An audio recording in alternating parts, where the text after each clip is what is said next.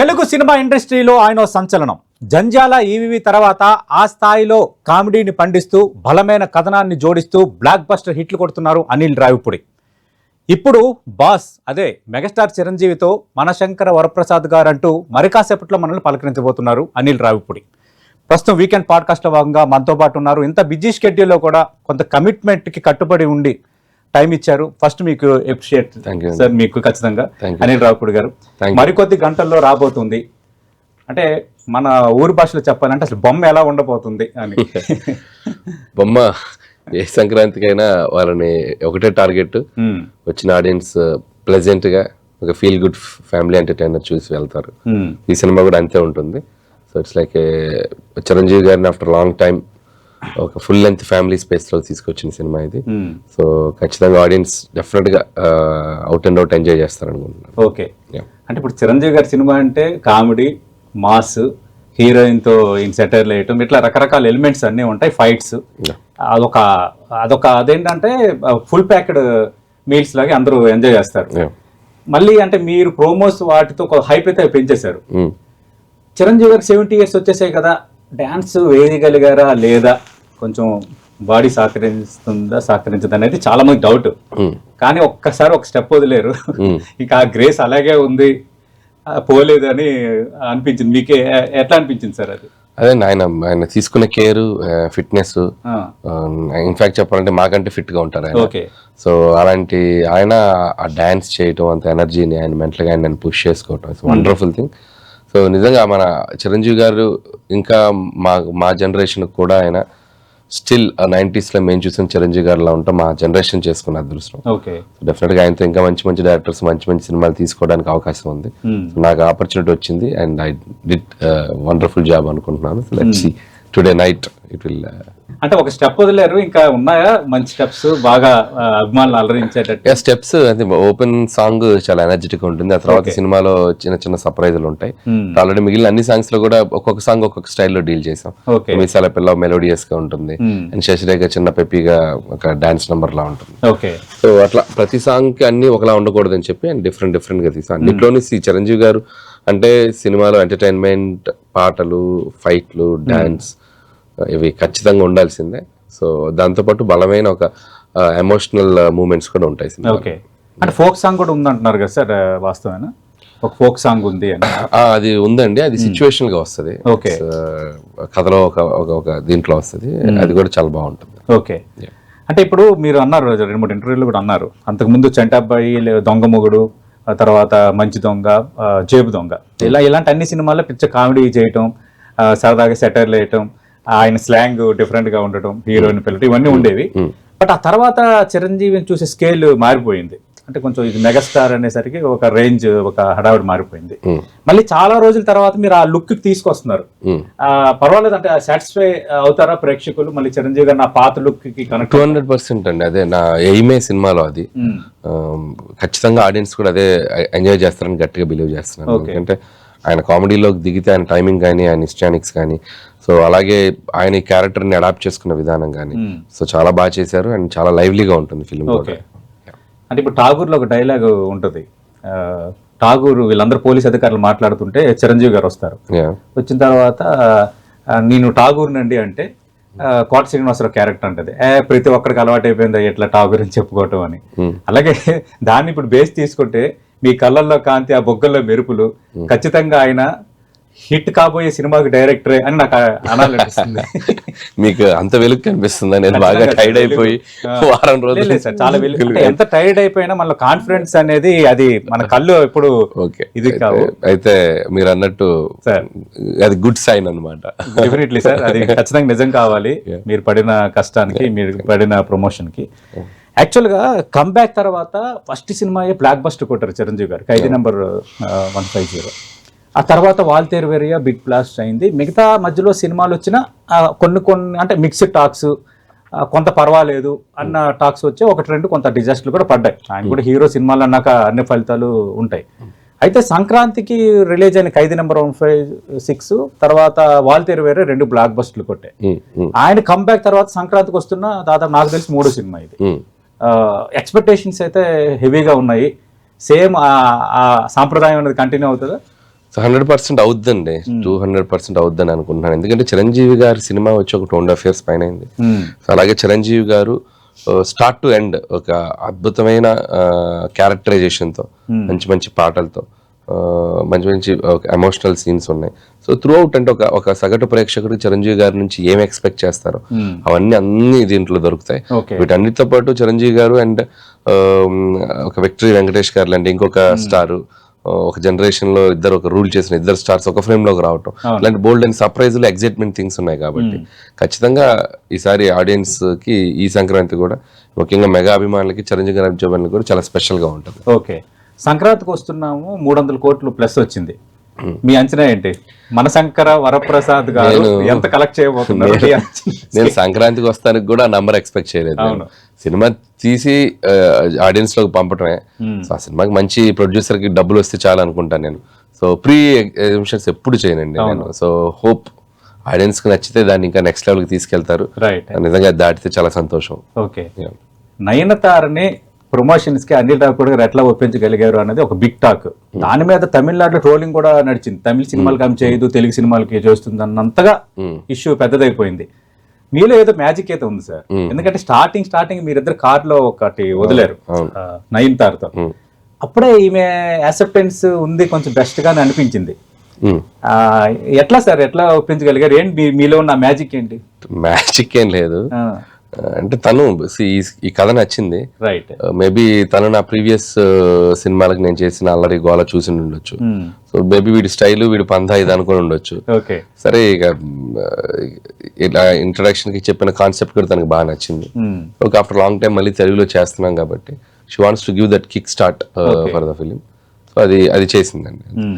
More than that, అంటే తనకంటూ కొన్ని ప్రిన్సిపల్స్ ఉంటాయి. If she wants to do, she don't want to do, తనకి ఇష్టం. కాబట్టి ఈ ట్రోలింగ్ ఇవి కూడా తను మేబీ తను ఎలా డీల్ చేయాలో అలా చేసుకుంటూ వెళ్తుంది. బట్ నాకు హ్యాపీ ఏంటంటే మన సినిమాకి వచ్చి తను ప్రమోట్ చేయటం, ఈ సినిమాకి సంబంధించిన ఒక ఎక్సైట్మెంట్ మన అందరికి ఇచ్చింది. సో దానికి థ్యాంక్స్ టు నయనతార గారు.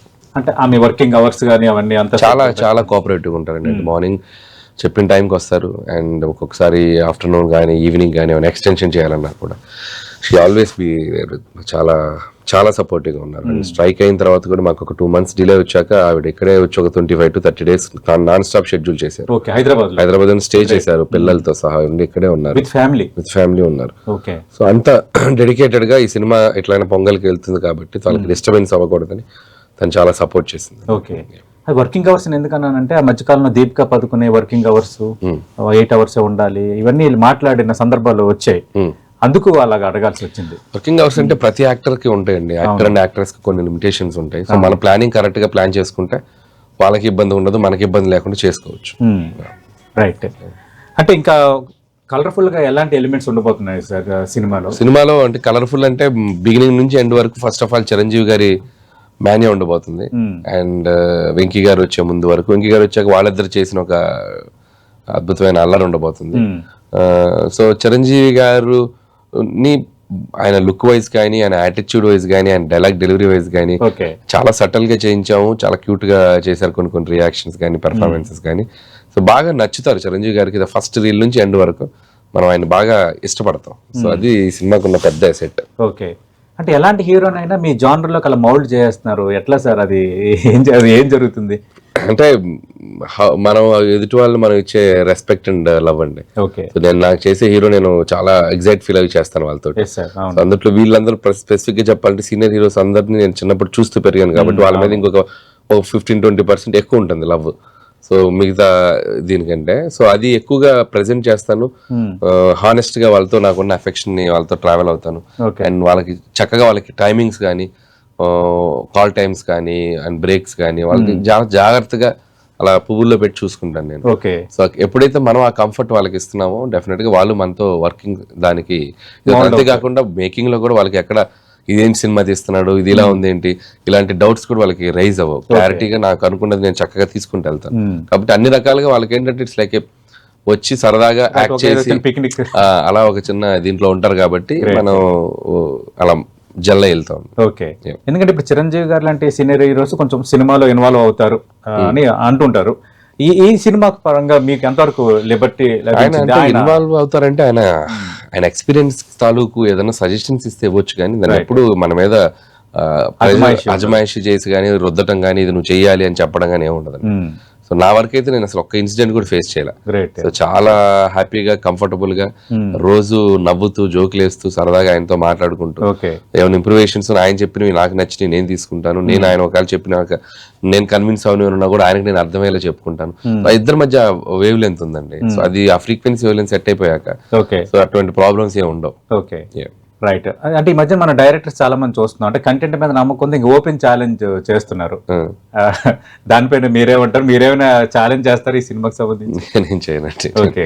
నేను ఎప్పుడు ఛాలెంజ్ నేను చేయను. బట్ అంటే ఛాలెంజ్ గా తీసుకుంటారు. అప్పుడు ఏ డైరెక్టర్ అయినా ఒక సినిమా తాలూకుతో మనం వాళ్ళతో ట్రావెల్ అవుతున్నప్పుడు ఎక్కడ ఒక చోట క్యారీ ఫార్వర్డ్ అవుతూ ఉంటాం. కానీ but I don't comment an everybody. నా వరకు నేను ఏంటంటే నేను ఒక కంటెంట్ తీసిన ఒక సినిమా తీసిన I just put in front of audience and let's wait for the judgement అంతే. అంటే ఇప్పుడు హీరోలు ఈ మధ్యకాలంలో మనం చూస్తున్నాము, అంటే ఒక సినిమా హిట్ అయిన తర్వాత మాకు అంతా తెలుసు అనే ధోరణికి వచ్చేస్తున్నారు. అది ఇండస్ట్రీలో అప్పుడప్పుడు కొన్ని నేను పనిచేసిన హీరోలతో నాకైతే ఎక్స్పీరియన్స్ రాలేదండి.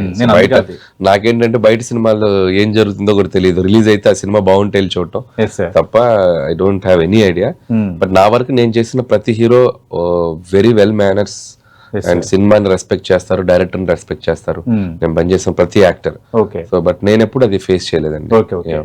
అంటే ఇప్పుడు అనిల్ రావిపూడి గారు మీరు ఇప్పటి వరకు తీసిన సినిమాలు ఒక ఎత్తు, చిరంజీవి గారితో సినిమా మరో ఎత్తు. ఎందుకంటే ఆయన ఆల్రెడీ ప్రూవ్డ్ ఈజ్ మెగాస్టార్. ఆయనకు ఒక ప్రత్యేకంగా మాస్ ఫాలోయింగ్, ఫ్యాన్ బేస్ హెవీగా ఉన్న యాక్టర్. ఎట్లా క్యారీ చేశారు సార్ ఈ బ్యాగేజ్? ఎందుకంటే అన్ని రకాలుగా మెప్పించాలి. చిరంజీవి గారిలో ఉన్న డాన్స్, చిరంజీవి గారిలో ఉన్న కామెడీ టైంకి అన్ని సమపాల్లో సెట్ కావాలి. అనుకున్నారా కొంచెం ఇది నాకు టఫ్ అని రైటింగ్ అప్పుడు కానీ, లేదంటే కొంచెం సీన్స్ సింక్రైజ్ చేసేటప్పుడు మనం ఇక్కడ చాలా జాగ్రత్తగా ఉండాలి అని ఎలాంటి గ్రౌండ్ వర్క్ చేశారు సార్? అంటే స్క్రిప్ట్ చేసేటప్పుడే ఉంటుందండి. వన్స్ స్క్రిప్ట్ అయిపోయాక మేకింగ్ లోకి వచ్చాక దాన్ని మన ఎగ్జిక్యూషన్ లో ఎంజాయ్ చేస్తే వెళ్ళిపోతాం. అవునా? ఓకే. కథ రాసుకునేటప్పుడు మాత్రమే చిరంజీవి గారి ఇమేజ్ ని ఎలా బ్యాలెన్స్ చేయాలి, ఫన్ ఎంతలో ఉండాలి, సో యాక్షన్ ఎంతలో ఉండాలి, సో ఆయన మీద కమెంట్స్ ఏదైనా కామెడీలు జరుగుతున్నా కూడా బ్యాలెన్స్ ఎలా చేయాలి, సో ఇద్దరు హీరోలు ఉన్నప్పుడు ఫ్రేమ్ లో యాక్ట్ చేసేటప్పుడు సో దానికి తాలూకు కేర్ ఎలా తీసుకోవాలి, ఇవన్నీ స్క్రిప్ట్ లోనే 99% అయిపోతాయి. సో కాబట్టి ఆన్ సెట్ ఎటువంటి ఇబ్బందులు ఉండవు. That is the best way నేను ఫాలో అయ్యేది. ఓకే. అది చిరంజీవి గారి అమ్మాయి ఈ సినిమాకి ఒక నిర్మాత కానీ సహ నిర్మాత అనుకోవచ్చు. బట్ రాహు గారిపాటి గారు ఇద్దరు కలిసి చేశారు కాబట్టి చిరంజీవి గారు కూడా వేదిక పైన గొప్పగా చెప్పారు, పెద్ద కూతురుగా కొంచెం బాధ్యత తీసుకుని కష్టమైన నష్టమైన చేసిందని. ఎట్లా ఉంది సార్ అంత ప్రయాణం? ఇద్దరు సాహు గారిపాటి కానీ అండ్ సుస్మిత కొనిదల గారు కానీ ఇద్దరు వెరీ అంటే లైక్ వెరీ ఫ్రెండ్లీ. అండ్ వాళ్ళు సినిమాకి ఎప్పుడు ఏం కావాలో వాళ్ళ నిలబడ్డారు ఆ టైంకి. సో కాబట్టి సుష్మిత గారు అయితే like very down to earth person. Chiranjeevi గారు డాక్టర్ అయినా కూడా ఎక్కడ ఆ టాంట్రమ్స్ కానీ ఏమి ఉండవు. చాలా కూల్ గా మాట్లాడతారు, చాలా వెరీ వెరీ రెస్పెక్టబుల్ గా ఉంటారు. So that is the very good thing in her. And ఇక నేనున్న సినిమాకి ఏంటంటే మాక్సిమం నేను ప్రొడ్యూసర్స్ కి వాళ్ళకి ఏం కావాలో వాళ్ళకంటే ఎక్కువ నేను ఆలోచిస్తాను కాబట్టి వాళ్ళతో ఎటువంటి వాళ్ళకి అంత స్ట్రెస్ ఇచ్చే ప్రాబ్లం కానీ స్ట్రెస్ తీసుకునే అవసరం కానీ ఉండదని నేను అనుకుంటాను. ఓకే సార్, ఓవరాల్ సినిమాలో సినిమా అంతా ఖచ్చితంగా బాగుంటుంది. మీరు ఒక డైరెక్టర్ గా బాగా ఉండాలని తీస్తారు, సక్సెస్ కావాలని తీస్తారు, మీకు కూడా పేరు రావాలని మీరు కోరుకుంటారు, కోరుకోవాలి కూడా మనం. ఇప్పుడు ఈ సినిమాలో మీకు బాగా ఇష్టమైన సీక్వెన్స్ క్లైమాక్సా లేదంటే ఇంటర్వెల్ బ్యాంగా ఓపెనింగా మీకు అంటే ఇది సినిమాకి సినిమా అంతా బాగుంటుంది, ఇది సినిమాకి హైలైట్ అండి అనేది చెప్పేది అవి చాలా మూమెంట్స్ ఉన్నాయండి. అంటే వెళ్ళే ప్రాసెస్ లో స్క్రీన్ ప్లేలో ఒక్కొక్క చోట ఒక్కోలా హై వస్తుంది. సో ఇలా ఇంటర్వెల్ బ్లాక్ బాగుంటుంది and take off first 15 minutes బాగుంటుంది సాంగ్ వరకు, మధ్యలో ఎంత ఫన్ ఎంటర్టైన్మెంట్ బాగుంటుంది. సో అంటే ఎవ్రీ 10 minutes ఒక చిన్న హై వస్తూ వెళ్తుంది. అండ్ సెకండ్ హాఫ్ లో చిరంజీవి గారికి నయనతారకి మధ్య వచ్చే సీక్వెన్సెస్ కానీ చాలా కూల్ గా ఉంటాయి. అండ్ వెంకీ గారు వచ్చాక ఒక పైకి అలా పైకి వెళ్ళి అదొక చిన్న హై తీసుకొచ్చేస్తుంది. సో రాసేటప్పుడే మనకి ఎక్కడ ఏది కావాలి, ఎక్కడ మనం కథ చెప్పాలి, ఎక్కడ మనం ఫన్ చేసుకోవాలనేది క్లియర్ గా రాసుకుంటాం కాబట్టి దాని ప్రకారం ఫాలో అవుతాం. ఓకే. ఇది national intelligence officer, security officer పాత్రలో ఉన్నారు కదా, అంటే రా ఏజెంట్ గా, అంటే అందులో యంగ్ చిరు కనిపిస్తారా లేదంటే సినిమా మొత్తం మనం యంగ్ గానే ఉంటారు చిరంజీవి? యంగ్ అంటే కథ ప్రకారం ఆయన ఒక మిడిల్ ఏజ్డ్ అండి. సో ఇద్దరు పిల్లలు కూడా ఉంటారు సినిమాలో. So 40-45+ character. బట్ సినిమా అంతా మనం ఇప్పుడు మీరు పోస్టర్స్ ఎలా చూసారో అంతే హ్యాండ్సమ్ గా ఉంటారు. ఓకే. So, చాలా క్లాస్ అటైర్స్, క్లాస్ లుక్ లో ఉంటారు. సరే, ఇప్పుడు జంజాల్ గారి కామెడీ ఇప్పుడు మన సినిమాలు చూస్తుంటే చాలా హెల్దియర్ కామెడీ ఉంటది.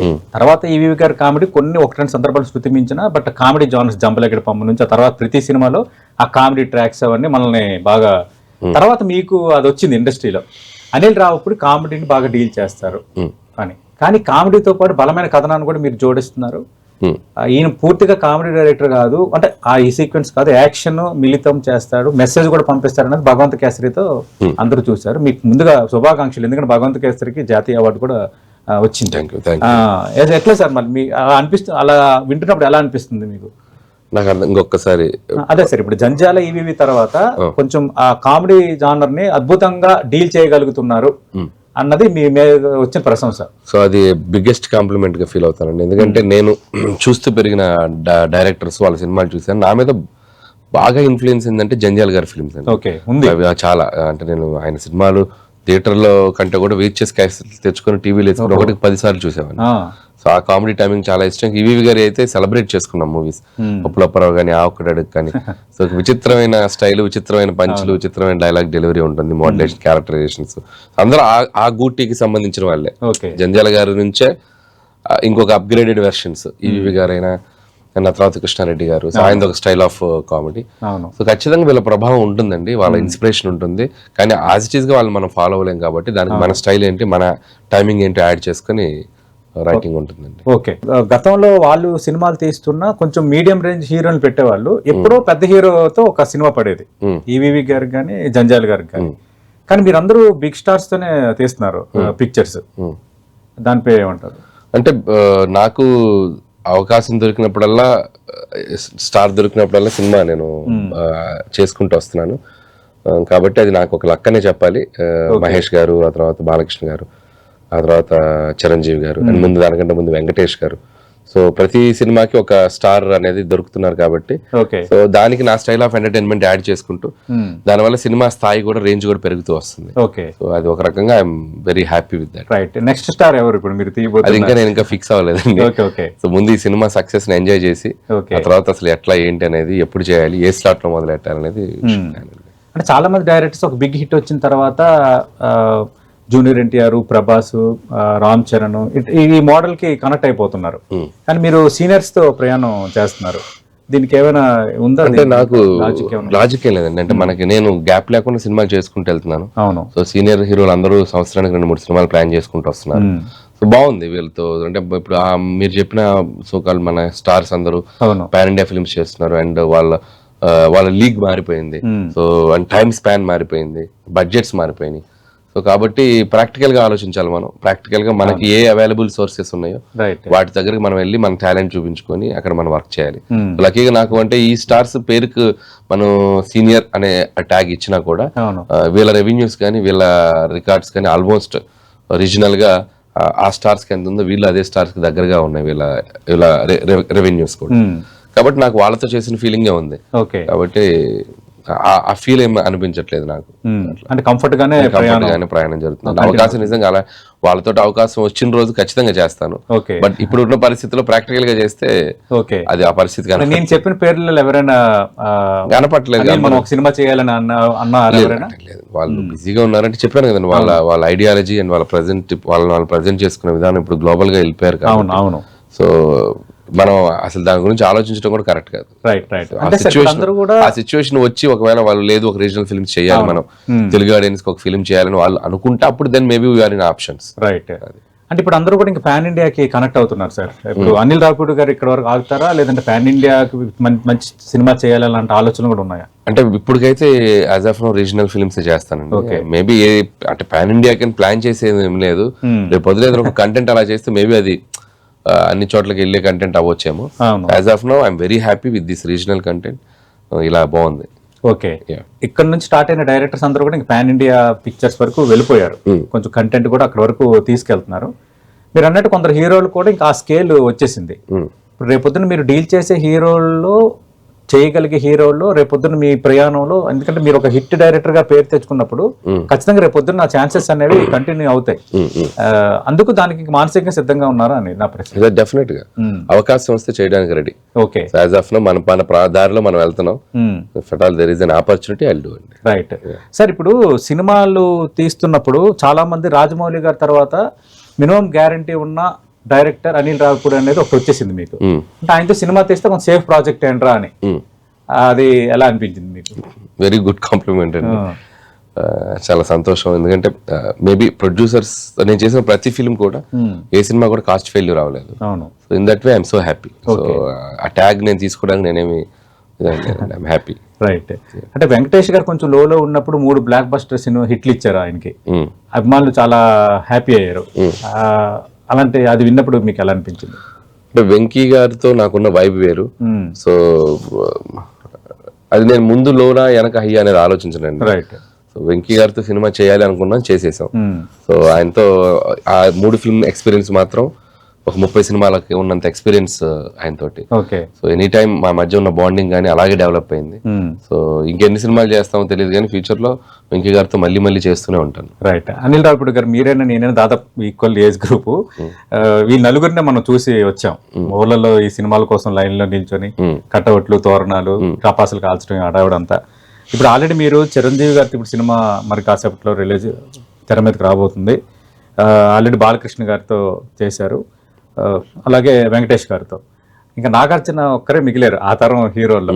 అలా ఏమైనా ఉందా ఇంకా ఆయనతో ఒకటి చేద్దాం? ఈసారి నేను చేసిన ప్రతి ఇంటర్వ్యూలో వచ్చిన కామన్ క్వశ్చన్ ఇదే. అవునా? ఓకే. అందరూ అడుగుతున్నారు. డెఫినెట్ గా అది కనుక నేను చేయగలిగితే దట్స్ వెరీ గుడ్ ఇది అవుతుంది నాకు కూడా. సో ఆ జనరేషన్ అందరితో పనిచేసిన ఒక క్రెడిబిలిటీ వస్తుంది నాకు. సో డెఫినెట్ గా అవకాశం ఉంటే మాత్రం చేస్తా అండి. అది ఎలాగా ఎప్పుడు అనేది ప్లాన్ చేయాలి. సో ఆయనతో చేయడానికి నాకే అభ్యంతరం లేదు. I will do in the future. Okay. అంటే మీలో ఒక హ్యూమన్ బీయింగ్ కూడా ఉన్నాడు, గొప్ప హ్యూమన్ బీయింగ్ కూడా ఉన్నాడు అనేది ఈ మధ్యకాలంలో నేను చూసింది. ఒక పాపని మీరు చిరంజీవి గారి దగ్గరికి తీసుకువెళ్ళారు నా ఒక కార్యక్రమంలో. చిరంజీవి గారు కూడా రెస్పాండ్ అయ్యారు. ఎలా అనిపించింది సార్ ఎమోషనల్ జర్నీ? ఎందుకంటే మనం ఏ స్థాయిలో ఉన్నా ఫస్ట్ మనం ముందుగా మనం ఒక మనిషి కదా మనం. ఎట్లా అనిపించింది మీకు? అది అమ్మాయితో, పాప వరుణవితో అందరికి ఆ షో చూస్తున్నాం, అందరికి తెలుసు. విజువల్లీ ఛాలెంజర్ తను. పాప పాటలు అద్భుతంగా పాడుతుంది, మంచి టాలెంటెడ్. సో మేము ఆ పాపను తెలియకుండా ఒక ఫ్యామిలీ లాగా అయిపోయాం. సో తను చిరంజీవి గారిని కలవాలని అడిగినప్పుడు చిరంజీవి గారికి చెప్తే ఆయన అవును ఆ పాప నేను చూస్తున్నాను తీసుకురండి అని చెప్పి ఆయన ఇనిషియేషన్ తీసుకున్నారు. సో తీసుకెళ్ళాక మీరు అందరూ చూసారు వీడియో, ఎంత బాగా రిసీవ్ చేసుకుని ఎంత బాగా మాట్లాడారు పాపని. ఆ పాపకి ఫ్యూచర్ లో తనకి ఎడ్యుకేషన్ కానీ ఏదైనా కానీ చూసుకుంటున్నారు. అండ్ షోలో కూడా ఒక 5 lakhs అమ్మాయికి డిపాజిట్ చేశారు, ఫిక్స్డ్ డిపాజిట్. సో చిరంజీవి గారు అంటే is always like service minded. So చేయడం చాలా గొప్ప విషయం అండి. పాప కూడా చాలా హ్యాపీ ఫీల్ అయింది. ఓకే. అది ఆమె అనిల్ మామ అని అన్నప్పుడు ఎలా కనిపించింది? అనిల్ మామ అదే బ్రాండ్ అయిపోయింది. అనిల్ మామ అని అందరూ పిలుస్తున్నారు. ముఖ్యంగా పిల్లలు పిలిస్తే చాలా హ్యాపీగా ఉంది. బ్యాడ్ లక్ అంటే కొద్దిగా పెద్దోళ్ళు కూడా పిలుస్తున్నారు అనిల్ మామ అని. పిల్లలు మీ ఏజ్ గ్రూప్ వాళ్ళు పిలవచ్చు, నాకంటే మన ఫ్రెండ్స్ అంటాం కదా మామ. అది ఓకే, నాకంటే పెద్దలు కూడా పిలుస్తున్నారు. అవునా? సరదాగా నన్ను కామెడీగా. బట్ యా, టీవీకి వెళ్ళినందుకు అక్కడ కూడా ఒక సెట్ ఆఫ్ పీపుల్ కి దగ్గర అయ్యాను. అండ్ టీవీ కూడా నాకు ఒక స్ట్రెస్ రిలీఫ్ చేస్తున్నట్టుంది. మంత్లీ ఒక 1 day షూట్ ఉంటుంది, వెళ్ళిపోయి అక్కడ కూర్చొని వాళ్ళతో సరదాగా టైం స్పెండ్ చేసి వస్తున్నాను. అందులో పిల్లల షో కాబట్టి ఐఎమ్ వెరీ బాగా కనెక్టెడ్ గా అనిపించింది నాకు. ఓకే. ఇప్పుడు నయనతార, చిరంజీవి గారు చేసే సీన్లు, డాన్స్ అవన్నీ వేస్తున్నప్పుడు సుస్మిత కొణిదెల గారి రెస్పాన్స్ ఎలా ఉండేది? ఆవిడ షూటింగ్ స్పాట్ లో తక్కువ ఉండేవాళ్ళు, మిగతా పనులు చూసుకుంటూ ఉండేవాళ్ళు. షూటింగ్ స్పాట్ లో చాలా తక్కువ, ఇద్దరు ప్రొడ్యూసర్స్ తక్కువ ఉండేవాళ్ళు. సో మాక్సిమం మీకు పూర్తిగా ఫ్రీడమ్ ఇచ్చారు. ఫ్రీడమ్ అంటే వాళ్ళకి అన్ని దగ్గర నుంచి చూసుకుంటారు, నమ్మకం. అదిగా మార్నింగ్ ఎప్పుడో 1 hour వచ్చి అలా కలిసేసి వెళ్ళిపోతుంటారు. అదే సార్, మీకు ఎలా అనిపించుతుంది జర్నీ? మీరు చెప్పారు మీ ఓపెనింగ్ తర్వాత ఇప్పుడు ఒక minimum guarantee is hit director అనే ఒక ట్యాగ్ వచ్చేసింది. ఈ స్కేల్ చూస్తున్నప్పుడు ఎలా అనిపిస్తుంది? అంటే ఏ సినిమాకి ఆ సినిమా అండి నాది. అంటే మొత్తం 9 సినిమా, ఇది 9th ఫిలిం. సో ఏ సినిమా తర్వాత ఇంకా ముందు సినిమా సంగతి నేను ఆలోచించను. సో నెక్స్ట్ సినిమాకి వెళ్ళిపోతూ ఉంటాను. సో హోప్ అదేంటంటే మైండ్ లో ఇన్ని సినిమాలు హిట్లు కొట్టింది, ఇన్ని చేసామంటే మనకు తెలియకుండా మన రైటింగ్ మీద పడే అవకాశం. అయిపోయాక దాన్ని మర్చిపోయి మళ్ళీ ఫ్రెష్ ఫిల్మ్ లాగా స్టార్ట్ చేస్తాం. సో కాబట్టి ఆ మైండ్ సెట్ తో ఉంటాను కాబట్టి నాకు ఇన్ని హిట్లు, ఇంత పేరు. సో దీని గురించి చాలా తక్కువ ఆలోచిస్తాను. Okay sir. అంటే ఏంటి మీరు ఇన్బిల్టే కామెడీ ఉందా? బయట కూడా చాలా జోవియల్ గా ఉంటారు. అంటే మాకు కూడా ఏంటంటే ఇప్పుడు నేను మీతో ఇంటర్వ్యూ చేస్తున్నాను కానీ బట్ కొంచెం ఫ్రెండ్లీగా ఉంది నాకు. అనిల్ రావుపూడి గారు ఫ్రెండ్లీ. ఏంటి సార్ ఆ నేచర్ అది అట్లా దాని వెనక అంటే చిన్నప్పటి నుంచి ఆ ప్రయాణమా? అంటే నేచర్ అంటే అంతే పెరిగిన వాతావరణం. సో ఇంట్లో వాళ్ళు ఫ్యామిలీస్ ఇట్లా అందరితో కలిసి ఉంటూ ఉంటాను నేను. సో మాక్సిమం అంటే లైక్ ఎవరిని హర్ట్ చేయాలంటే కూడా నాకు గబుక్కని మనసు రాదు. Right, okay. నేను ఒకవేళ ఇబ్బంది పడ్డా నేనే వెళ్ళిపోతూ ఉంటాను. బట్ వెళ్ళి పాయింట్ అవుట్ చేసి ఎదుటి హర్ట్ చేయడం నాకు నచ్చదు. ఓకే. సో కాబట్టి ఆ ఫ్రెండ్లీ నేచర్ ఉంటాను, వీలైతే నవ్విస్తాను, సరదాగా నవ్వుకుంటూ ఉంటాను. సినిమాలు కూడా నవ్వేస్తాయి. Okay, okay. అదేంటి సార్ ఇన్బిల్టా లేదంటే కొంచెం పేరెంట్స్ నుంచి అట్లాగా? ఇన్బిల్ట్ అంటే పేరెంట్స్ నుంచి వచ్చింది, చిన్నప్పటి నుంచి అంతే. ఇంట్లో కూడా ఫ్యామిలీ అలాగే ఉండేది. చిన్నప్పుడు స్కూల్లో అంతే ఉండేవాడిని, ఫ్రెండ్స్ తోటి సరదాగా ఏదో స్టోరీలు చెప్పుకుంటూ జోకులు వేస్తూ. ఎక్కువ నెరేటివ్ గా ఉంటుంది, ఏదో ఒకటి మాట్లాడుతూ ఉంటాను, ఏదో ఒకటి అల్లరి జరుగుతూ ఉంటుంది. ఓకే. కాబట్టి it's like inbuilt. Okay sir, ఒకసారి ఫ్యామిలీ కోసం చెప్పండి సార్. మీరు అమ్మ నాన్న మీరు ఎంతమంది? అంటే అమ్మ నాన్న అక్క ఉన్నారండి, వైఫ్ పాప బాబు. Okay, family. గ్రేట్. ఇక్కడే ఉంటారు అందరు ఇక్కడే. అంటే ముందుకు రావడం రైటర్ గా వచ్చారు కదా సార్? 2005లో నేను అసిస్టెంట్ డైరెక్టర్ గా వచ్చాను. ఓకే. ఆ తర్వాత రైటర్ అయ్యాను. ఓకే. రైటర్ అయితే 2015 ఫస్ట్ ఫిల్మ్. అంటే డైరెక్ట్ గా అసిస్టెంట్ డైరెక్టర్ గా వచ్చారు, ఇంకా అంతకు ముందు ఏమైనా? లేదు, అసిస్టెంట్ డైరెక్టర్ అయ్యాను ఫస్ట్. అంటే డైరెక్ట్ గా ఊరి నుంచి రావటమే ఇక్కడ అసిస్టెంట్ డైరెక్టర్ గా ప్రయత్నం స్టార్ట్ చేశారు? లేదు, జాయిన్ అయిపోయానండి. మా బాబాయ్ అరుణ్ ప్రసాద్ గారు అని డైరెక్టర్. అదే సార్, మన అరుణ్ ప్రసాద్ గారు. Okay, okay. ముందు ఆయన ఇది కూడా సినిమా ఫోటోగ్రాఫర్, తమ్ముడు డైరెక్టర్ కదా సార్ అరుణ్ ప్రసాద్ గారు? తమ్ముడు అనే ఫిల్మ్ డైరెక్ట్ చేశారు, ఆయన దగ్గర అసిస్టెంట్ డైరెక్టర్ గా జాయిన్ అయిన ఆయన మా బాబాయ్ అవుతారు. ఓ గ్రేట్ సార్. ఇంకా అక్కడ నుంచి జర్నీ స్టార్ట్ అయింది. ఓకే, జర్నీ స్టార్ట్ అయింది. సార్ ఇప్పుడు మీ ప్రతి సినిమాలో చిన్న సిగ్నేచర్ డైలాగ్స్ ఉంటాయి, మీరు వింటున్నారా, మీకు అర్థమవుతుందా అని అంటారు కదా. బాస్ సినిమాలో ఏమైనా సిగ్నేచర్ డైలాగ్ ఉందా? సిగ్నేచర్ డైలాగ్ ఏం లేవండి. అంటే మీరు ట్రైలర్ లో చూసినావో ఉన్నాయి కదా, చిరు గారు, వెంకీ గారు. సో అదే కొద్దిగా రిపిటేటివ్ గా ఉంటాయి అక్కడ. ఓకే. సో అంతేగాని ఎక్కువ మనం సిగ్నేచర్ గా అనేది నేను సంక్రాంతికి వస్తున్న నుంచి కూడా అవాయిడ్ చేయడం స్టార్ట్ చేశా. అంత ముందు వరకు ప్రతి సినిమాలో ఉండేవి. సో సంక్రాంతికి వస్తున్న నుంచి బట్ అంత అవాయిడ్ చేసిన దాంట్లో కొలికెత్తని తీసేసుకున్నారు. కాబట్టి అదేమన్నా ఉందా, అలాంటిది ఏమన్నా ఉన్నాయి? వాంటెడ్ క్యారెక్టర్ కూడా ఉంది కదా, అబ్బాయి క్యారెక్టర్ కూడా ఉంది. వాంటెడ్ గా ప్లేస్ చేయలే, ఏదైనా వాళ్ళు కనెక్ట్ అయ్యి తీసుకుంటే నేనేం చేయలేదు. ఓకే, అవును, ఆటోమేటిక్ తీసుకుంటాను కనెక్ట్ అంటే ఏదో ఒకటి. ఎందుకంటే ఇప్పుడు ఏదో ఒక రక్త పింజరి పాము ఏదో ఊర్లో అది బయటకు వస్తే రక్త పింజరు అని అది ఒక్క వర్డ్ సోషల్ మీడియా తిప్పేస్తుంది. అంటే ఎవరు దేన్ని యాక్సెప్ట్ చేస్తారో తెలియని వాతావరణం. సార్ ఇప్పుడు ఈ ట్రోలింగ్స్ పై ఏం చెప్తారు సార్? అంటే మీ పైన అయితే కొంచెం పాజిటివ్ ట్రోలింగ్ ఉంది, ఎప్పుడు కూడా మీ మీద నెగిటివ్ ఏమి లేదు. కానీ ఇది విపరీతం అయిపోయింది, నచ్చినట్టుగా ట్రోల్ చేయటము, నచ్చినట్టుగా మాట్లాడటము అనేది ఆ ధోరణి పెరిగిపోతుంది. అంటే సొసైటీలో దట్స్ క్వైట్ కామన్ అండి. మనకి గుడ్ ఉంటుంది, బ్యాడ్ ఉంటుంది. ఓకే. సో గుడ్ పట్టుకుని వెళ్ళిపోవటమే. సో నచ్చనివి జరుగుతుంటాయి, ఎవరి చుట్టూనే జరుగుతుంటాయి, నా చుట్టూనే కాదు. ప్రతి చోట పాజిటివ్ నెగిటివ్ ఉంటుంది. సో ఇగ్నోర్ చేసుకుంటూ వెళ్ళిపోవటమే. నేను అదే ఫాలో అవుతాను, ignore negativity and just go with the positivity. Piracy iBomma Ravi తర్వాత సరే ఇంకా ఇది సమస్తం అయిపోయింది అనే ఒక ఇది ఉంది, కానీ ఇంకా దాని మూలాలు ఉన్నట్టుగా అక్కడక్కడ మనకి బయటపడుతున్నాయి. మీరు మీలాంటి పెద్ద డైరెక్టర్స్ బిగ్ పిక్చర్స్ తీస్తున్నారు, నిర్మాతలు, మీకు అందరు కూడా ఇది రిస్క్ తో కూడుకున్న వ్యవహారం. దీనిపై మీ కామెంట్ ఏంటి సార్? పైరసీ అంటే డెఫినెట్ గా సినిమా అనేది థియేటర్స్ లో చూస్తేనే దాని తాలూకు ఎక్స్పీరియన్స్ మనం పూర్తిగా తీసుకోగలం. ఓకే. సో దయచేసి ఇంకా అది ఎవరు ఎన్నిసార్లు చెప్పినా స్లోగన్ ఎన్నిసార్లు చెప్పినా, సో పైరసీని ఎంకరేజ్ చేయొద్దని చెప్పినా అవి ఎక్కడో బ్యాక్ లో జరుగుతూనే ఉంటాయి. బట్ ఆడియన్స్ కూడా ఏంటంటే కొద్దిగా సినిమాని సేవ్ చేయాలని ఒక ఫీలింగ్ ఉంటే డెఫినెట్ గా వాళ్ళు కూడా అంటే 80% థియేటర్ నే ప్రిఫర్ చేస్తారు, ఎక్కడో ఒక 20% చూస్తుంటారు. సో 80% ఇంకా చూస్తున్నారు కాబట్టి మనం ధైర్యంగా థియేటర్స్ వేయగలుగుతున్నాం. కాబట్టి ఆ పైరసీ అనేది తగ్గుతుంది, ఇంకా పూర్తిగా వెళ్తే ఇంకా బాగుంటుంది. ఓకే. మీరైతే బిజీ స్టడీస్ లో ఉంటారు కదా, మిగతా సినిమాలు కూడా చూస్తుంటారు sir? Most of the time చూస్తానండి. షూటింగ్ లో ఉంటే ఒక్కోసారి మిస్ అవుతుంటాను, షూటింగ్ లేకపోతే మాత్రం ఎవ్రీ ఫిల్మ్ కవర్ చేస్తాను. ఓకే. మీకు ఇప్పుడున్న డైరెక్టర్లో మీకు ఇష్టమైన డైరెక్టర్ ఎవరు సార్? ఇయర్ వచ్చిన మొత్తం మామూలుగా ఓవరాల్ గా చాలా సార్లు చెప్పింది. ఈ రీసెంట్ టైమ్స్ లో నాకు బాగా నచ్చిన director Sandeep Reddy. Okay, right. అంటే అసలు మీ జానర్ పూర్తి వ్యతిరేకం, అందుకే ఇష్టం. ఎందుకంటే ఆయన ఒక ఎక్స్ట్రీమ్. అదే మనం ఇటు ఎక్స్ట్రీమ్ కాబట్టి ఆయన అటు ఎక్స్ట్రీమ్ కాబట్టి. Okay, okay. మీరు ఎప్పుడైనా ఈ ఎక్స్ట్రీమ్ కి వచ్చే ఛాన్స్ ఉందా? అది నా నేచర్, నేను చేయలేనంటే ఒక్కొక్కరికి ఒక్కొక్క ప్రాస్పెక్టివ్ ఉంటుంది సినిమా. సందీప్ కొద్దిగా అగ్రెసివ్ సినిమాలు, కథలు బాగా రాయగలరు. Right sir. ఎక్కువ మంది డిస్కస్ చేస్తుంది, కోరుకుంటుంది ఇంత కామెడీ అలాగే కథ పైన, స్క్రిప్ట్ పైన అంటే రైటింగ్ మీద ఇంత పట్టున్న డైరెక్టర్ అంటే ఒక రకంగా 360 డిగ్రీ కోణంలో ఇండస్ట్రీకి ప్రేక్షకులకు ఏది కావాలో అది తెలిసిన డైరెక్టర్ అనేది మీ పైన వచ్చింది. మీరు అది తీసుకోకపోయినా ఇది పక్కా ఇది నిజం. ఇప్పుడు అందరూ కోరుకున్నది ఏంటంటే పవన్ కళ్యాణ్ అనిల్ రావిపూడి గారి కాంబినేషన్ ఉంటుందా ఎప్పుడైనా అనేది ఒక డిస్కషన్. ఆ మధ్య ఒక టాక్ వచ్చింది, అది ఎంతవరకు కరెక్ట్ తెలియదు. దిల్ రాజు గారు ప్లాన్ ఉంది, మీరు పవన్ కళ్యాణ్ గారు కాంబినేషన్ అని ఒక టాక్ అయితే వచ్చింది. దీన్ని ఏమైనా రివీల్ చేయగలరా? సో అంటే ఇది గాసిప్పేనండి, సో అఫీషియల్ గా మాట్లాడింది లేదు. సో నిజంగా కళ్యాణ్ గారితో ఆపర్చునిటీస్ ఎగిరి గంతేసి చేస్తాం. సో నేనే చెప్పేస్తాను ఈ పాటికి. సో అదేమి రాలేదు, గాసిప్ గానే వెళ్తుందండి, అది ఫ్యాక్ట్ అయితే కాదు. ఓకే, అంటే ఒకవేళ పవన్ తో ఛాన్స్ వస్తే చెప్పాను ఎగిరి గంతేసి చేస్తాను. కరెక్టే. అలాంటప్పుడు ఇలాంటి వింటేజ్ అంటే ఈ మోడల్ ఉంటుందా, లేదంటే భగవంత్ క్యాసేజ్ లాంటి ప్లస్ మెసేజ్ ఓరియంటెడ్? లేదు, అప్పుడు కాంటెంపరీ సిచ్యువేషన్ చూసి ఆయన చేస్తున్న ప్రీవియస్ ఫిల్మ్స్ ఏంటి, ఆయన చేస్తున్న కరెంట్ ఫిల్మ్స్ ఏంటో చూసుకొని ఎలాంటి ఫిల్మ్ చేస్తే బాగుంటుందో అప్పుడు ఆలోచించి చేస్తాం. ముందే మనం ఇది అని ఫిక్స్ చేయకుండా. అవును, అంటే చాలా మంది ఏమంటున్నారంటే ఈ మనశంకర వరప్రసాద్ గారి సినిమా క్లిక్ అవుతుంది ఎలాగూ, దీని తర్వాత పవన్ తో సినిమా అయితే పక్కగా ఉంటది అని అంటున్నారు మెగా ఫ్యాన్స్ లో ఒక డిస్కషన్. లేదు, బట్ ఉంటే I'm so happy. Okay sir, ఇప్పుడు గత సంక్రాంతికి 300 కోట్లు ప్లస్ సినిమా కలెక్ట్ చేసిన సంక్రాంతికి వస్తున్నాము.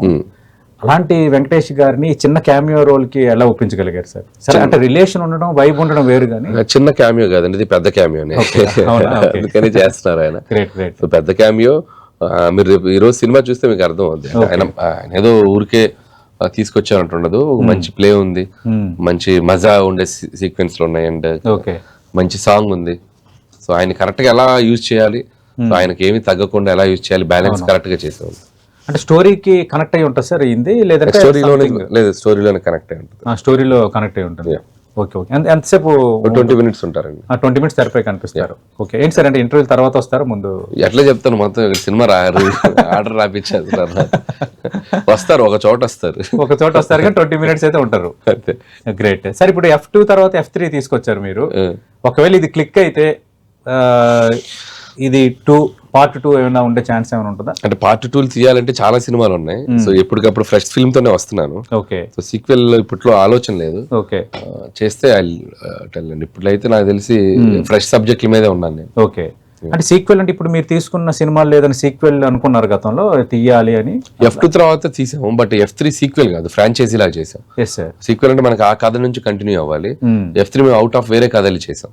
ఓకే. సో అందుకని ఆ తర్వాత డిసైడ్ అయ్యాను, చేస్తే సీక్వెల్ ముందు నుంచే క్యారెక్టర్లు ఆ కథనే కంటిన్యూ చేస్తే బాగుంటది కదా, చేస్తే సంక్రాంతికి వస్తానని చేస్తే బాగుంటది సీక్వెల్ చేసి చూడాలి, అది ఎప్పుడు ఉండే సిచ్యువేషన్ బట్టి. ఓకే, అది ఉంది, అలా ఆలోచన ఉంది, బట్ అది ఎలాంటి ప్లేస్మెంట్ లో చేయాలి, ఎప్పుడు చేయాలనేది డిసైడ్. ఓకే.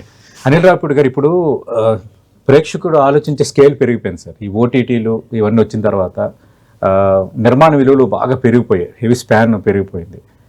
అంటే దానికి తగ్గట్టుగా మీరు కూడా కరెక్ట్ చేసుకోవాలి అని ఆలోచన చేస్తుంటారా? అంటే నాకు ఆడియన్స్ కి నేను ఎలాంటి సినిమా తీయాలి, సో నెక్స్ట్ తీసిన ముందు సినిమా తాలూకు రిఫరెన్స్ దాన్ని తీసి నెక్స్ట్ సినిమా మీద ఉండకూడదు, ఇలాంటి జాగ్రత్తలు తీసుకుంటారండి. అండ్ ఇక టెక్నికాలిటీస్ లో ఎప్పుడు ఏం చేయాలనేది ఒక స్ట్రాటజికల్ గా వెళ్తున్నాను.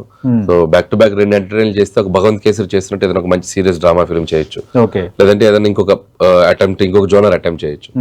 అది రన్నింగ్ లో తెలుస్తుంది అండి. 2-3 సినిమాలు అయ్యాక ఆడియన్స్ రిసీవ్ చేసుకునే విధానం, వాళ్ళు ఇచ్చే రివ్యూస్ ని బట్టి నెక్స్ట్ ఏం చేయాలో డిసైడ్ అవుతాను. ఓకే.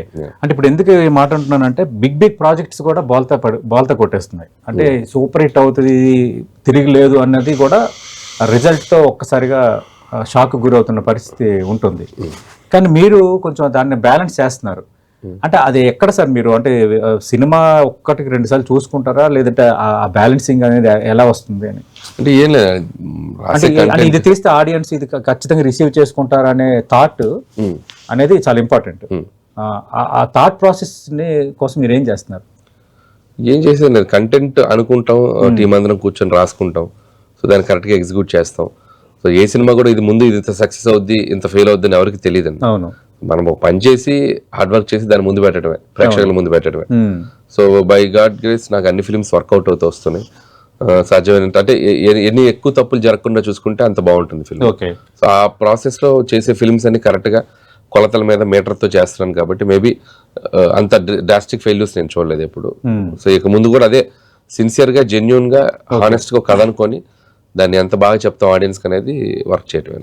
సార్ అంటే బిగ్ ప్రాజెక్ట్స్ బాల్తో కొట్టడానికి అంటే ప్రేక్షకులకి అది రిసీవ్ చేసుకోకపోవడమా లేదంటే తీసే విధానంలో మనం సరిగ్గా అంచనా అది చిన్న ఫిల్మ్ అయినా పెద్ద ఫిల్మ్ అయినా కంటెంట్ ఆడియన్స్కి నచ్చితే చూస్తారో నచ్చకపోతే చూడరండి. Always depending upon content. So మనం 300 కోట్ల సినిమా 1000 కోట్ల సినిమా అయినా 3 కోట్ల సినిమా అయినా అన్ని సినిమాలు చూస్తారు ఆడియన్స్. ఆ కంటెంట్ వాళ్ళని ఎగ్జైట్ చేయగలగాలి. ఎగ్జైట్ చేయగలిగితే సినిమా సూపర్ హిట్ అవుతుంది. Right sir. ఇప్పుడు ఈ సినిమాలో క్యాథరిన్ క్యారెక్టర్కి జ్వాల అని పెట్టారని విన్నాను. అంటే ఏంటి సార్ ఇంకా అలాంటి ఏమైనా ఉంటాయా సీక్వెన్సెస్? పాత సినిమాల పేర్లు మీరు పదే స్టేజ్ మీద కూడా ప్రస్తావిస్తున్నారు. ఉంటాయండి, అక్కడక్కడ ఎక్కడ కావాలో అక్కడ ఉంటాయి. అది ఇరికిచ్చినట్టు ఉండవు. ఎక్కువ ఇరికిస్తే కూడా మళ్ళీ స్పూఫ్ అయ్యే అవకాశం. కాబట్టి కథలో జెన్యూన్ గా ఇక్కడ అవసరం ఉంది అనుకున్నప్పుడు కొద్దిగా ఆ పెప్ ఇవ్వడానికి అటెంప్ట్ చేసాం. అవి గుర్తు వస్తాయి అక్కడక్కడ. రైట్. చిరంజీవి గారికి సార్ ఇప్పుడు చిరంజీవి గారి సినిమాల్లో పాటలు కూడా వెరీ సెలెక్టివ్ సార్. ఇప్పుడు మీరు మొన్న ఏదో ఒక పాటకి డాన్స్ చేశారు కొత్త సింహంలో సాంగ్స్, కానీ ప్రతి సినిమాలో సాంగ్స్ మరణ మృదంగం గురించి ఏ సినిమా తీసుకున్నా చిరంజీవి గారి సినిమాలో ఆడియో అనేది చాలా బాగుంటది. ఈ విషయంలో ఈ సినిమాకి మ్యూజిక్ అలాగే పాటల విషయంలో ఎలాంటి గ్రౌండ్ వర్క్ చేశారు? చిరంజీవి గారు కూడా కొంచెం ఇన్వాల్వ్ అయ్యారు. అంటే బీమ్స్ తో ఉన్న కంఫర్ట్ అది. మనం ఎప్పుడు కలిసి ఎన్ని ట్యూన్లు అడిగినా చేస్తాడు. ట్యూన్ నచ్చి బాగాలేదంటే ఇమీడియట్ ఇంకో ట్యూన్ చేస్తాడు, అందుబాటులో ఉంటాడు. అందుకని బీమ్స్ నేను కన్సిడర్ చేసిన సంక్రాంతికి వస్తున్న బిగ్గెస్ట్ సూపర్ హిట్ ఆల్బమ్. ఈ సినిమాకి కూడా అంతే సూపర్ హిట్ ఆల్బమ్ ఇచ్చారు. అండ్ చిరంజీవి గారు పాట విని ఆయన ఒపీనియన్ చెప్తారు. బాగుందంటే బాగుంది, అమ్మాయి ఏదో కొద్దిగా చూసుకోమంటే చెప్తారు. సో ఆ విషయంలో ఆయన సపోర్ట్ కూడా చాలా బాగుంది. అండ్ లక్కీగా బీమ్స్ కి నాకు సింక్ బాగా కుదిరింది. దీంట్లో కూడా 4 మంచి పాటలు ఉన్నాయి సినిమాలో. రైట్. అంటే ఏంటి సార్ ఇప్పుడు ఆల్రెడీ మీసాల పిల్ల సాంగ్ ఒకటి వచ్చింది, తర్వాత ఈ హుక్ సాంగ్ హుక్ స్టెప్ ఒకటి వచ్చింది, ఇంకా మిగతా కూడా అదే స్కేల్ లో ఉంటాయి సాంగ్స్ అన్ని. అంటే ఆల్రెడీ రిలీజ్ చేసాం కదండి. శశిరేఖ సాంగ్ కానీ వెంకీ గారు చిరంజీవి గారి పాట కానీ రెండు కూడా థియేటర్ లో చాలా కిక్ ఇస్తాయి. అది కరెక్ట్ సిచ్యువేషన్ లో వస్తాయి కాబట్టి. అవి 4 పాటలు బాగుంటాయి. ఇవి కాకుండా ఒక మాంటేజ్ సాంగ్ ఉంది, అది కూడా ఒక సినిమాలో మంచి సర్ప్రైజింగ్ గా బాగుంటుంది విజువల్ గా. సార్ అంటే ఇప్పుడు ఇక్కడ వరకు ఒకటి తర్వాత ఒకటి అన్నట్టు మిమ్మల్ని చూస్తారు సార్ అనిల్ రావిపూడి గారిని. దాన్ని ఎట్లా మేనేజ్ చేస్తారు మరి? ఈ ప్రతి సినిమాకి టెస్టే కదండి. మనం ఎన్ని హిట్లు తీసినా ఏం చేసినా మళ్ళీ నెక్స్ట్ ఫిల్మ్ మళ్ళీ టెస్ట్ రాయాలి, పాస్ అవ్వాలి. కాబట్టి ఇక వాళ్ళ ప్రాస్పెక్టివ్ ఎలా ఉంది అనే దానికంటే వాళ్ళని ఎలా సాటిస్ఫై చేయాలి, మళ్ళీ అలాంటి మంచి కంటెంట్ రాయాలి అనేది డిసైడ్ చేయాలి. ఓకే. అంటే చాలా సినిమాల్లో లో మెసేజ్ ఉంది, సినిమా కథనం బాగానే నడిపించారు మీరు. బట్ భగవంత్ కేసరికి వచ్చేసరికి ఒక మెసేజ్ ఇచ్చే ప్రయత్నం చేశారు, దానికి జాతీయ అవార్డు కూడా వచ్చింది. అంటే ఎందుకు సడన్ గా అక్కడ నుంచి జానర్ లో అది ఒక మెసేజ్ ఓరియంటెడ్ చేద్దాం అనుకున్నారు?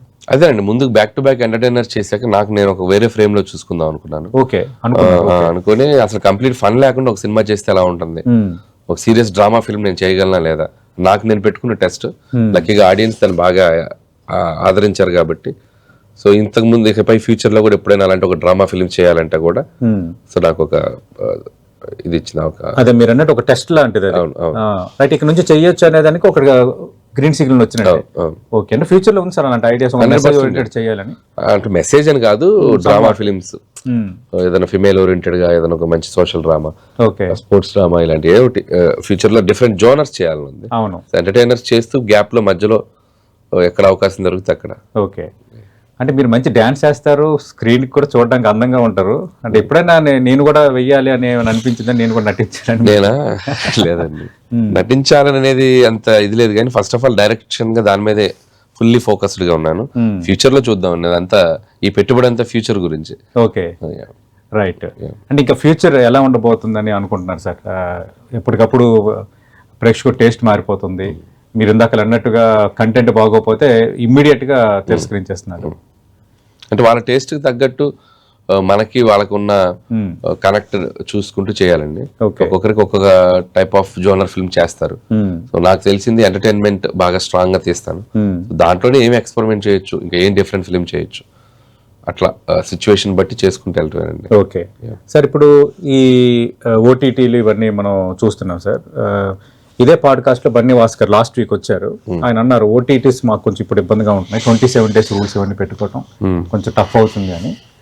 మీరేమంటారు సార్? ఈ ఓటీటీస్ రావటము, సినిమాలు ఓటీటీలో చూడాలని ప్రేక్షకులు ఫిక్స్ అయిపోవటం అలవాటు చేసింది ప్రొడ్యూసర్స్ కదండి. సో ఆడియన్స్ కి ఇంతకు ముందు ఓటీటీని సినిమా థియేటర్ లో కూడా కరోనా టైంలో రిలీజ్ కాకుండా ఎక్కువ ప్రైస్ వస్తుందని ఓటీటీకి అమ్మేసి థియేటర్ లో చేశారు. అవును. తెలియకుండా వాళ్ళంటూ మలిచిందే మనం సినిమా ఇండస్ట్రీ వాళ్ళే. సో ఇప్పుడు ఏంటంటే బిజినెస్ అంతా వాళ్ళ చేతిలోకి వెళ్ళిపోయింది. వాళ్ళు టర్మ్స్ డిక్టేట్ చేస్తున్నారు, రిలీజ్ డేట్స్ వాళ్ళు ఫిక్స్ చేస్తున్నారు. సో ఇప్పుడు ఈవెన్ సంక్రాంతి సినిమాలు కూడా ఒక రకంగా కొన్ని 2-3 ఫిలిమ్స్ కూడా ఓటీటీ ప్రెషర్స్ కూడా ఉన్నాయి వాళ్ళకి. సో తప్పకుండా రావాలి వాళ్ళు. సో అట్లా కాబట్టి ఆ ఓటీటీ ప్రెషర్స్ ఉన్నాయి. అండ్ ఇంతకు ముందు ఉన్నంత ప్రైసెస్ కూడా వాళ్ళు ఇవ్వట్లేదు. ఇంతకుముందు ఎక్కువ ప్రైసెస్ ఇచ్చేవాళ్ళు. సో గేమ్ వాళ్ళ చేతిలోకి వచ్చుకునే వరకు ఎక్కువ ప్రైసులు ఇచ్చారు. గేమ్ వాళ్ళ చేతికి వచ్చాక కొద్దిగా ఇప్పుడు చూసుకుంటున్నారు వాళ్ళు కూడా. సో ఎక్కువ డీల్ తీసుకోవట్లేదు. కాబట్టి ఇప్పుడు అందరి పరిస్థితి కొద్దిగా క్రైసిస్ లోనే ఉందండి. సో క్రైసిస్ లోనే ఉంది. కాబట్టి ఇప్పుడు థియేటర్కల్ బిజినెస్ ఎంతో దాన్ని చూసుకొని బడ్జెట్స్ చేసుకోవాలి, రెమ్యునరేషన్స్ కూడా దానికి తగ్గట్టు మాట్లాడుకోవాలి. ఓటీటీ అనేది అయిన దాన్ని బట్టి షేర్ చూసుకోవాలి. సో ఓటీటీ అయిన దాన్ని బట్టి దాన్ని ప్రాఫిట్ షేర్ కింద మాట్లాడుకుంటే then it will be good sign. అదే సార్, అదే మీ ప్లేస్ లో కూర్చొని విశ్వప్రసాద్ గారు రాజాసాబ్ ఓటీటీ విషయంలో నేను సాటిస్ఫైడ్ గా లేను, సతీష్ గారు అప్పట్లాగా లేదు సిచ్యువేషన్, ఏ సినిమా కూడా లేదు అని ఆయన మొత్తం అసలు ఒక రంగ ఆవేదన వ్యక్తం చేశారు ఇదే స్టేజ్ మీద. ప్రతి ఫిల్మ్ క్రైసిస్ లో ఓటీటీ క్లోజ్ చేశారు. ఓకే, కాబట్టి అది అందరూ ఫేస్ చేస్తున్న ప్రాబ్లం.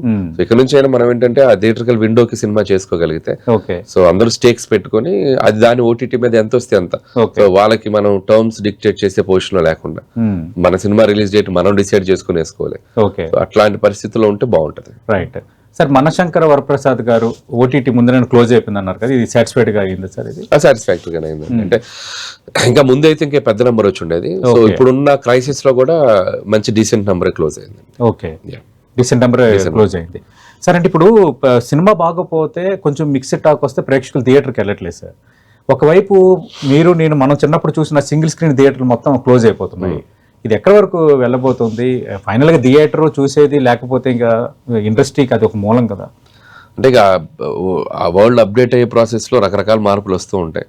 సో మనం చిన్నప్పటికి ఇప్పటికి చాలా థియేటర్కల్ సిస్టమ్ మారిపోయింది. ఫ్యూచర్ లో కూడా మారుద్ది.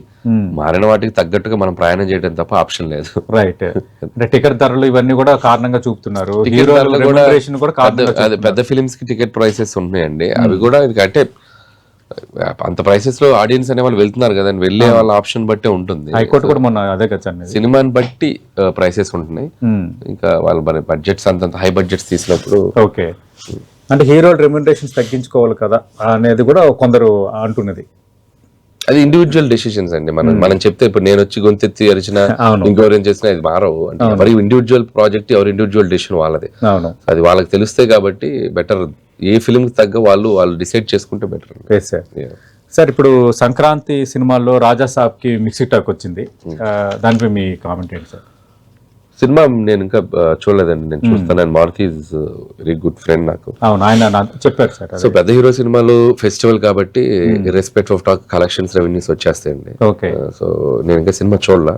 సో ఏ సినిమాకైనా ఈ రోజుల్లో మిక్స్డ్ టాక్ అనేది common. Okay, so best talk అనేది తర్వాత ఆడియన్స్ డిసైడ్ చేస్తారు 2-3 రోజుల తర్వాత. ఓకే, సో చూడాలి కమింగ్ 2-3 days లో సినిమా పెర్ఫార్మెన్స్ బట్టి then will get to know. Okay, కానీ ఇప్పుడు రివ్యూలకు సంబంధించి కూడా హీరోలు, నిర్మాతలు, డైరెక్టర్లు ఓపెన్ గా మాట్లాడుతున్నారు. ఒక సినిమా ఇంత కష్టపడి తీసి ఇంత బెస్ట్ గా చేసిన తర్వాత తప్పుడు రివ్యూలు రాయడం పైన ఒక రచ్చ నడుస్తుంది. దానిపై మీ కామెంట్ ఏంటి సార్? అది వేస్ట్ ఆఫ్ టైం అండి. ఎందుకంటే రివ్యూస్ అనేవి సినిమా కంటెంట్ కానీ సినిమా ఆడియన్స్ కానీ ఆపలేవు. సో రివ్యూస్ వాళ్ళ ఇండివిజువల్ ఒపీనియన్. సో వాళ్ళు ఇచ్చుకుంటారు, వాళ్ళు రాస్తారు. బట్ సినిమా బాగుంటే ఆడియన్స్ వెళ్ళి సినిమా థియేటర్కి వెళ్ళి చూసి వస్తారండి. కాబట్టి వెళ్ళి ఊరికే ప్రతి రివ్యూని మనం భూతద్దంలో చూడటం కంటే ఓకే వాళ్ళ ఒపీనియన్, ఇండివిజువల్ ఒపీనియన్ చెప్పి వదిలేసి మన సక్సెస్ ని, మన సినిమాని ఎంజాయ్ చేసుకుంటూ వెళ్ళిపోవటం బెటర్. సో సినిమా బాగుంటే థియేటర్కి ఆడియన్స్ రాకుండా ఉండడండి. రైట్, అదైతే ఫ్యాక్ట్. అది చిన్న సినిమా అయినా, వెరీ స్మాల్ ఫిల్మ్ అయినా, వెరీ బిగ్ ఫిల్మ్ అయినా, సినిమా బాగుందంటే మౌత్ టాక్ ద్వారా వెళ్ళైనా, మీడియా వాళ్ళు టీవీ ఛానల్స్ ద్వారా ఓదరగొట్టేసైనా ఆడియన్స్ థియేటర్కి తీసుకొచ్చేస్తారు. కాబట్టి ఆ ప్రాబ్లం రివ్యూస్ ని సినిమాలను చంపుతాయి అనేది నేనైతే నమ్మనండి. కాకపోతే మన మెంటల్ పీస్ ఎఫెక్ట్ అవుద్ది. అదే మన సినిమా గురించి ఎందుకు బాగా రాయలేదు అని ఒక చిన్న లోపల ఒక ఫీలింగ్ ఉంటుంది తప్ప but it won't effect movie అండి. ఓకే, అంటే కొందరు రివ్యూస్ మీద కూడా బేస్ అవుతున్నారు సార్, నేను గమనించాను.